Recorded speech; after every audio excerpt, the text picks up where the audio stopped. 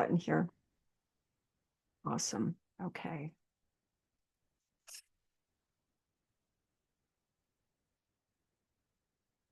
All right. So coming up is our guest speaker, Kate Capogreco, who I said before is the spiritual director of Unity Spiritual Center, Ottawa. And just a little bio here for Kate. So prior to her retirement last summer, Kate enjoyed her career with the City of Ottawa in the Social Services Department, where she felt that she could make a small difference in the lives of individuals and communities.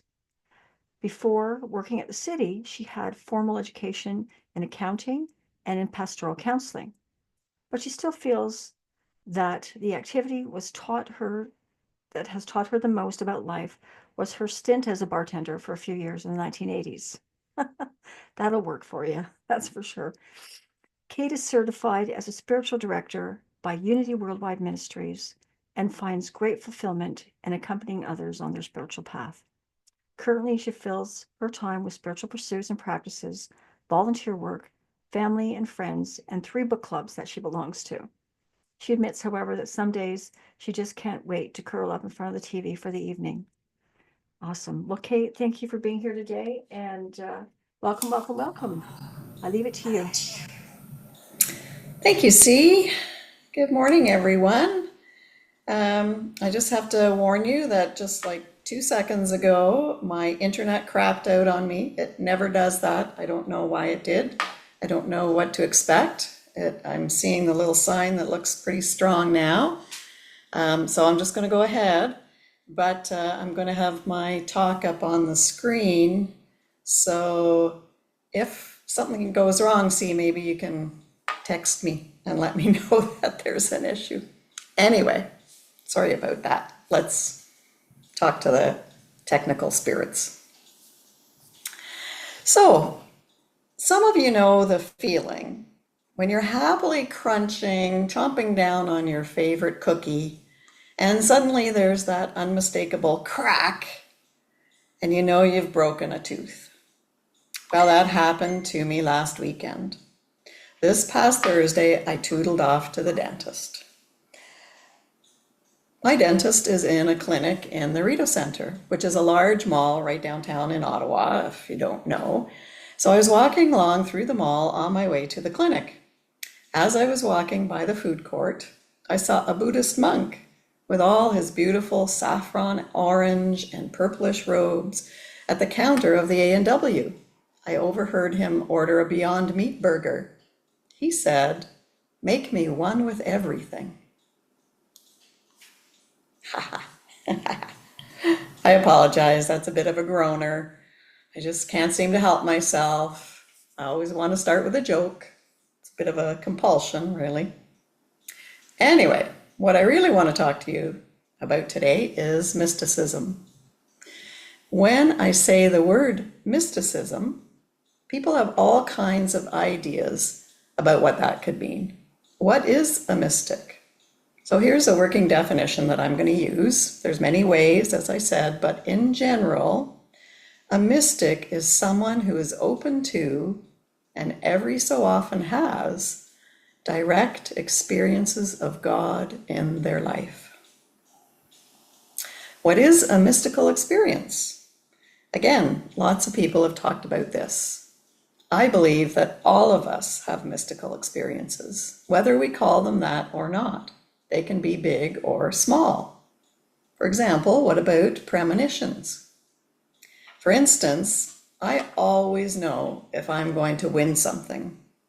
If I'm somewhere where door prizes are being given out, or when I used to be single and going to friends' weddings and the bride would throw the bouquet, I always knew when I was going to win.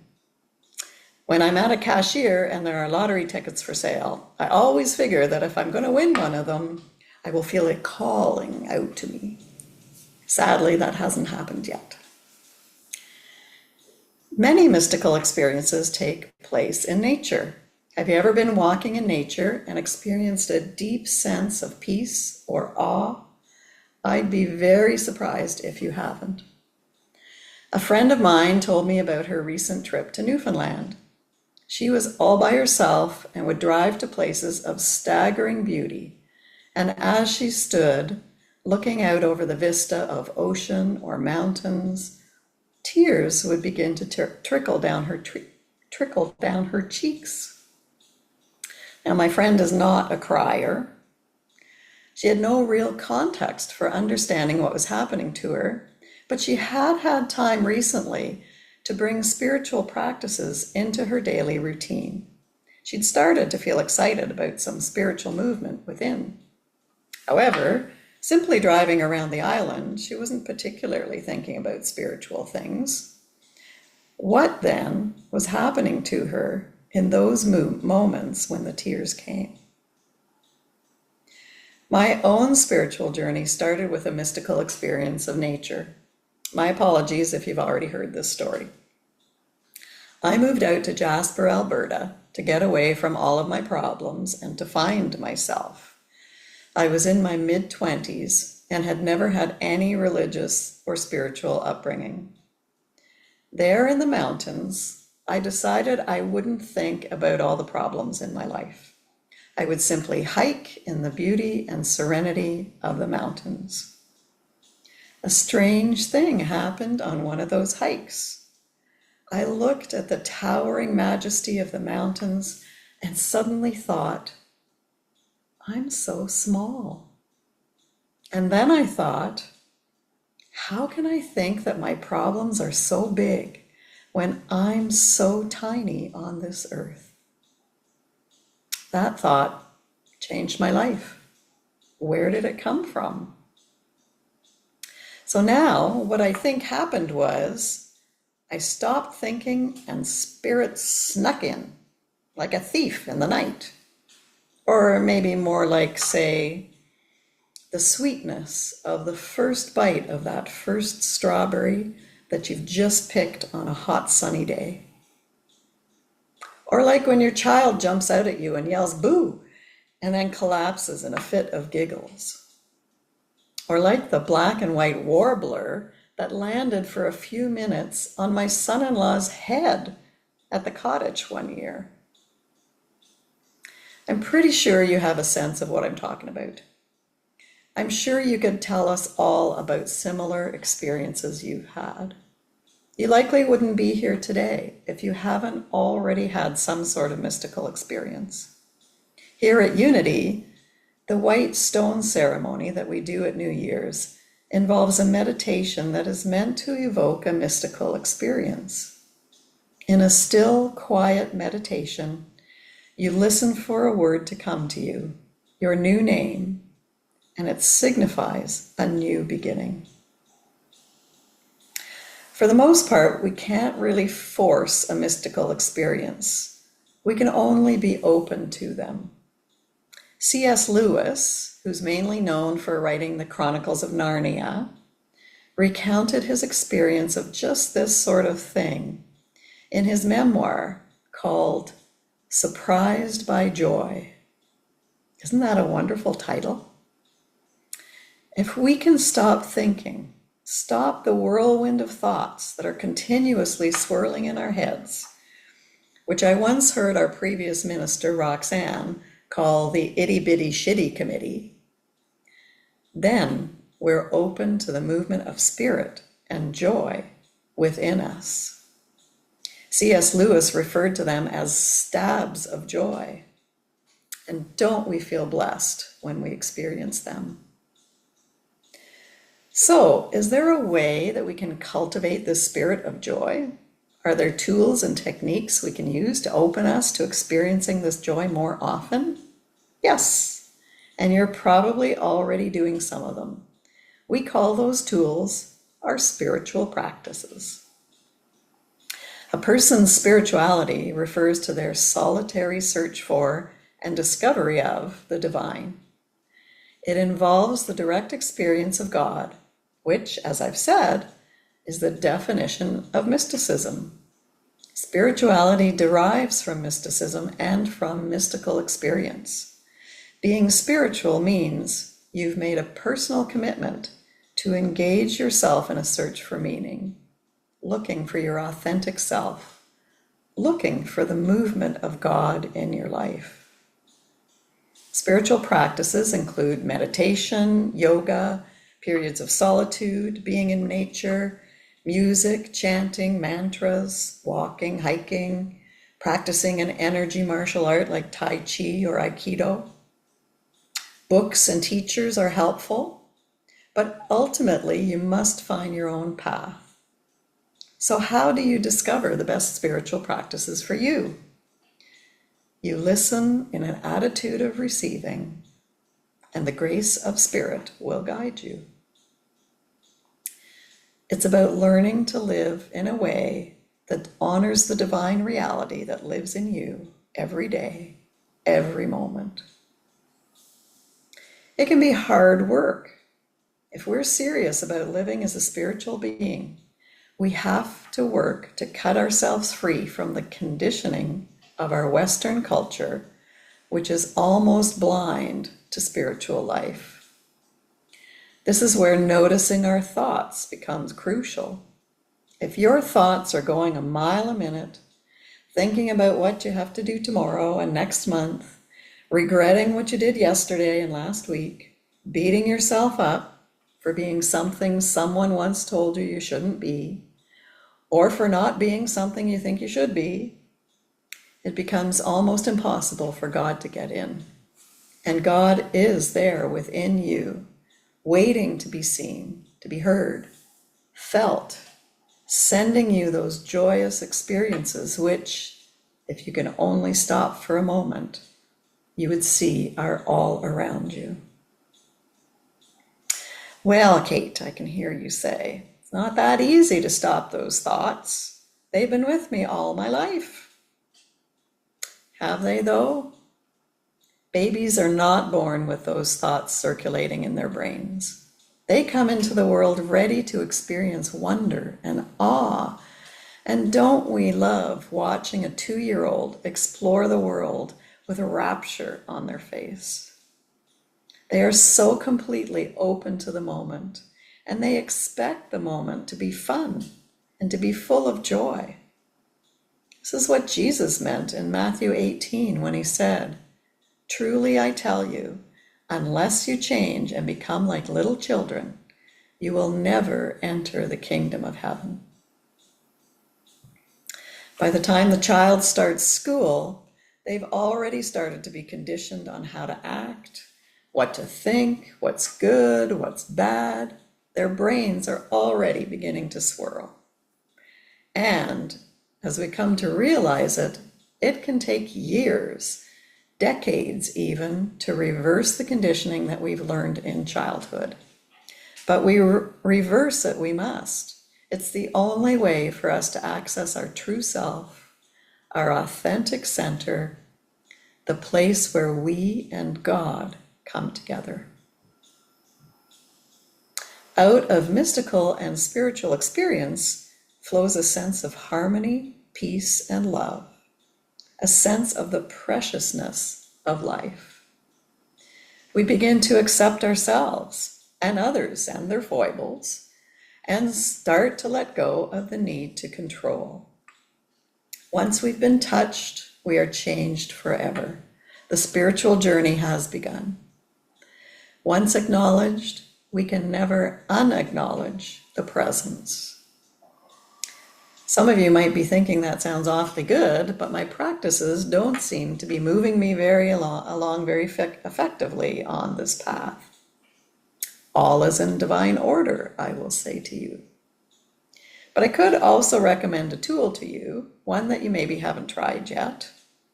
So I'd like to recommend a form of meditation called centering prayer. Centering prayer was developed by Father Thomas Keating, who was a Trappist monk who lived in a monastery in Massachusetts and died in 2018 at the age of 95. Centering prayer teaches us a simple method of emptying our thoughts to help you reach the stillness of God. It has 4 steps. So if you're one who likes to make notes, here comes a good model for you. Step number 1, choose a word. It's going to serve as a reminder to you of your intention to spend time in the stillness of God. It can be any word, but it's probably most helpful if it's a word or a short phrase that has some meaning for you. It could be something like love, peace, the universe, home, anything that feels right.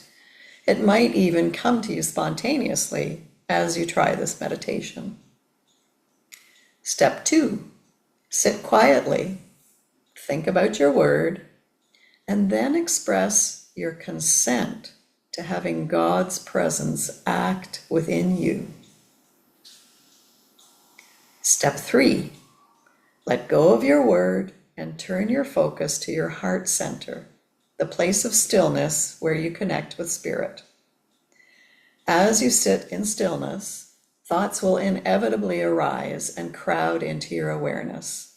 Don't fight them, but when you become aware that you are thinking again, just turn back gently towards your heart space and whisper your word to yourself.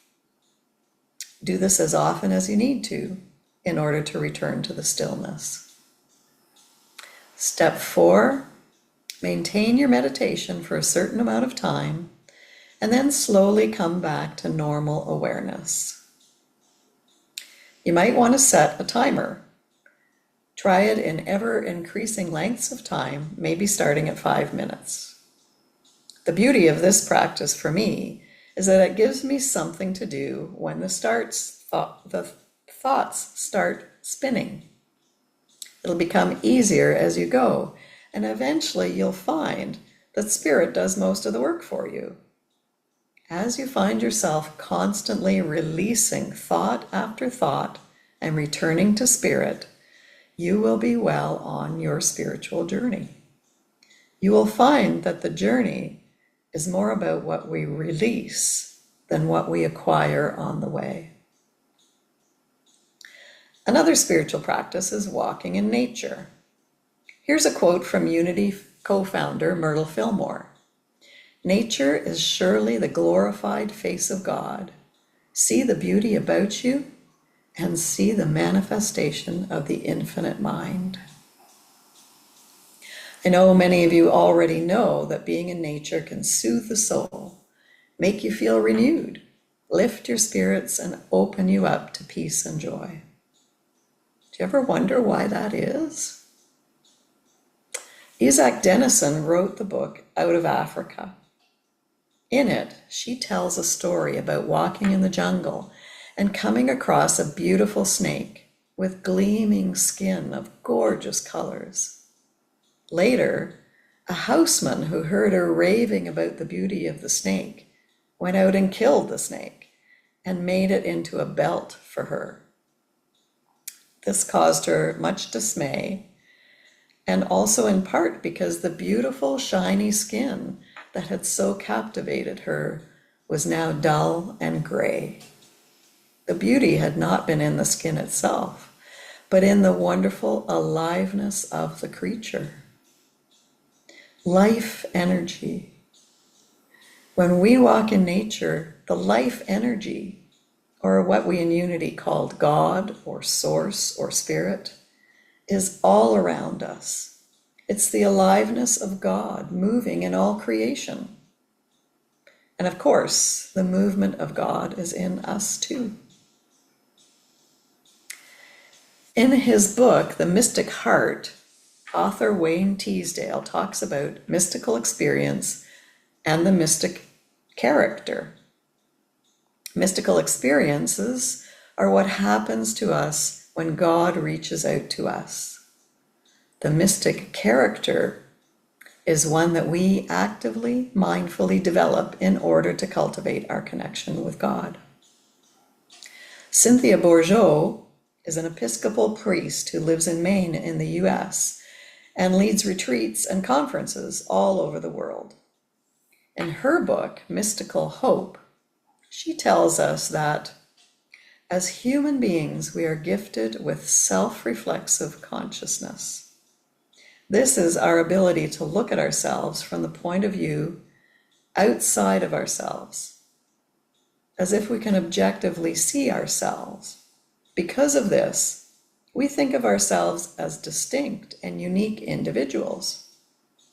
As far as we know, No other species on Earth has this ability. This allows us to describe ourselves like, I'm a cat person. I like to have order in my life. Or conversely, I love going to horror movies. It also allows us to mentally project ourselves into the future or to remember the past. We have imagination. We can problem solve. We can push ourselves to greater achievements. And therein lies the problem. Some people call this sense of individuality, of separateness, the ego. And I suspect you've all heard about how the ego can get us into trouble. The ego is chronically anxious, afraid of its separateness, and continually striving for more. More praise, more money, more love, to overcome that terrible sense of being separate. We have distorted our ability to feel unique to the extent that we create feelings of scarcity and danger where none exist. The further along we get on our spiritual journey, the more we develop our mystic character, the more we realize that this egoic way of thinking is all wrong. As we listen to the wisdom of our hearts, as we become sensitive to all other beings, human and otherwise, and accept them as they are, and as our focus shifts away from our separate, egoic self, we open ourselves to a life lived in the peace that passes all understanding. We can feel joy even in the most difficult of circumstances. Eckhart Tolle talks about staying in the present moment. You might have heard about his book, The Power of Now. For Buddhists, staying in the present moment means practicing mindfulness. When you stay in the present moment, you're being mindful. When you're being mindful, your thoughts recede into the background. You focus on your senses, what you see, what you hear, you touch, you smell, the taste. For example, instead of worrying about how horrible the whole experience of getting my mouth frozen at the dentist is going to be, and yes, that is coming up in my not too distant future, I can instead focus on how delicious my morning cup of tea tastes, how warm it feels as I swallow it, how wonderful the sense of the smell of the chai spices. Doesn't change the fact that I have dental freezing in my future, but it feels positive. And really, when has worrying about something I can't change ever done me any good? Here's a little known secret. The only place you can ever connect with God is in the present moment. So practice being mindful. Calm those thoughts. Relish the present moment with your senses, and you will open to a greater reality. The beauty in this moment is greater than you can ever imagine. The spiritual journey is a mystical journey. Every person's journey is unique. Like no two snowflakes are the same. You are on the right path. It's mysterious and it's intimate and it opens up into joy. Namaste.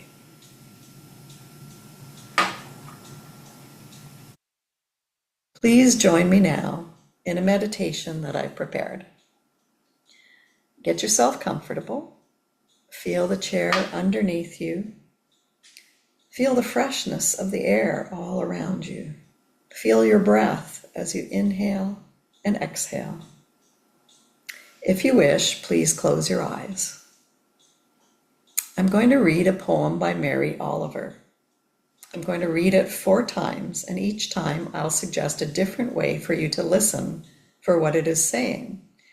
And then we'll pause in a brief silence. The poem is called Mindful. So if you're comfortable, for the first reading, please just listen to the words. Don't try to do anything else. Here's the poem. Every day I see or hear something that more or less kills me with delight, that leaves me like a needle in a haystack of light. It was what I was born for, to look, to listen, to lose myself inside this soft world, to instruct myself over and over in joy and acclamation.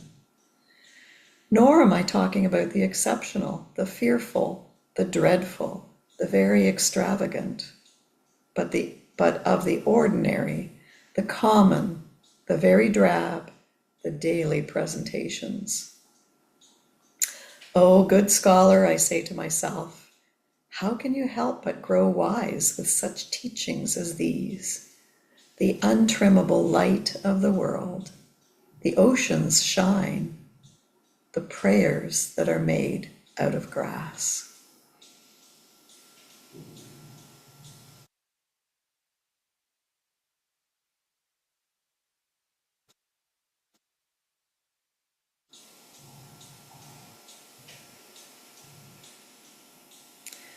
Now, when I read it again, listen for meaning and understanding.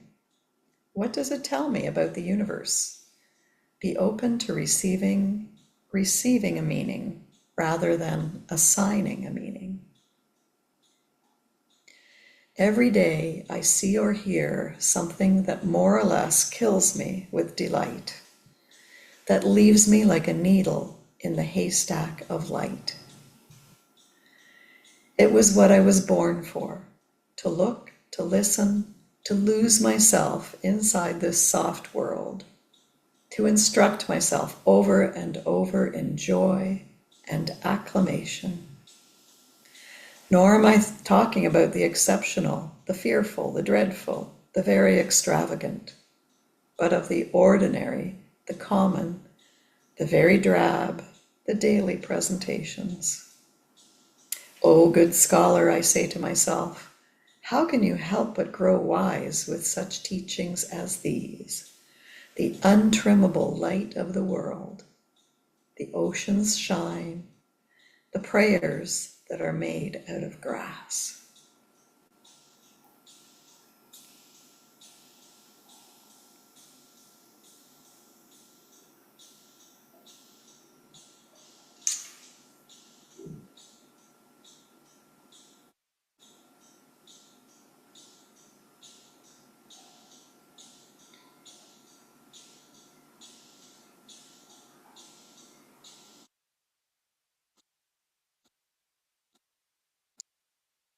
This time, pay attention to your emotional response.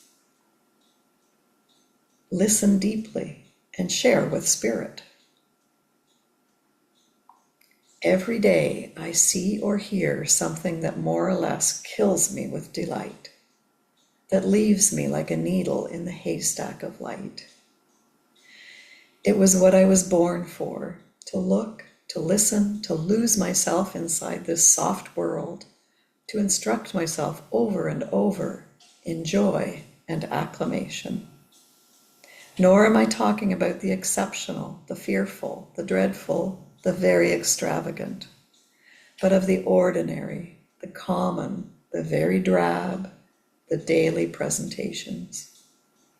O good scholar, I say to myself, how can you help but grow wise with such teachings as these? The untrimmable light of the world, the ocean's shine, the prayers that are made out of grass.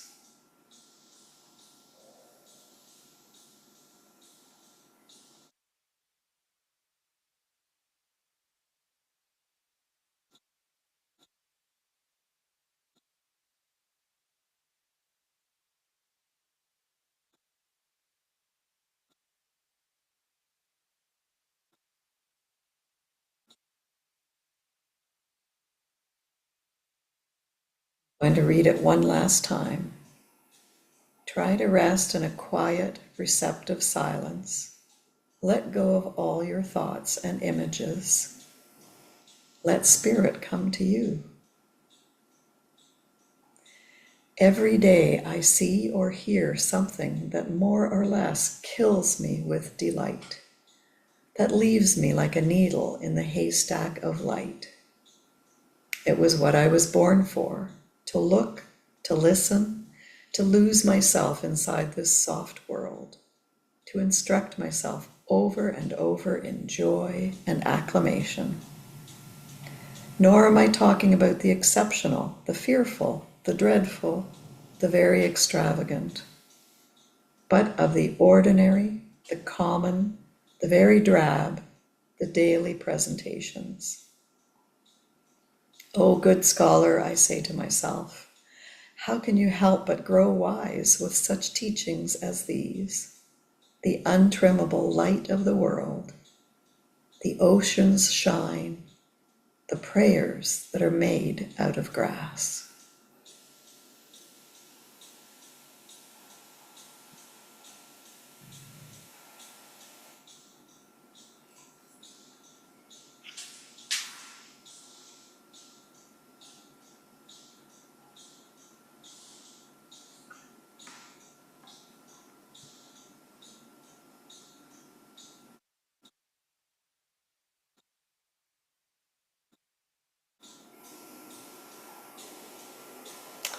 Now I invite you to come back into this space that we've created together. Thank you for being here. Thank you for listening and for meditating with me. And thank you, Spirit, for this wonderful opportunity for connection. Have a wonderful day, everyone.